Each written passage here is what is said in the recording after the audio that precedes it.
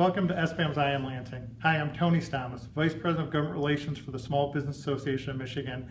And today I'm joined by SBAM's Senior Vice President, Scott Lyon. Scott, thanks for joining us. No problem, Tony. We're going to talk today about an issue that's just come out today, the Supreme Court's ruling with respect to the ACA, and obviously a huge decision in the nation, Michigan, and impacting small businesses. And so, Scott, can you kind of give us an overview of the decision today? Sure. What it means is that the full implementation of the Affordable Care Act marches on.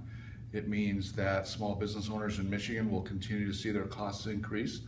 The Affordable Care Act has done nothing to lower the cost of health care or health care premiums for small business owners or individuals. It means that 228,000 or so Michigan people that receive a subsidy will continue to receive that subsidy.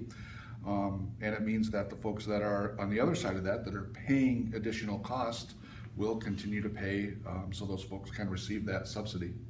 You know, obviously still heated debate in Washington, D.C., both sides of the aisle. Do you see this impacting that discussion?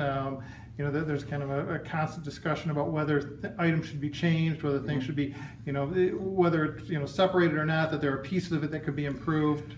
Yeah, over the course of the last 5 years or so since the President signed the Affordable Care Act, there's been a constant effort to repeal and replace or fix the Affordable Care Act. There are short-term fixes and then long-term fixes that can be considered. Some of the things that in the short run could be looked at are the 3-to-1 rate ratio, the definition of a full-time employee moved from 40 to 30 under the Affordable Care Act, member level rating, which means that the old single, two-party, and family rating are a thing of the past.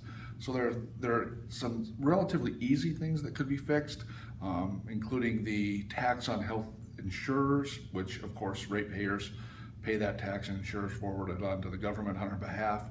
There's long-term fixes really as well, and that's what we really hope that the Congress, the folks in Washington start to focus on, and that's fixing the underlying problem of cost.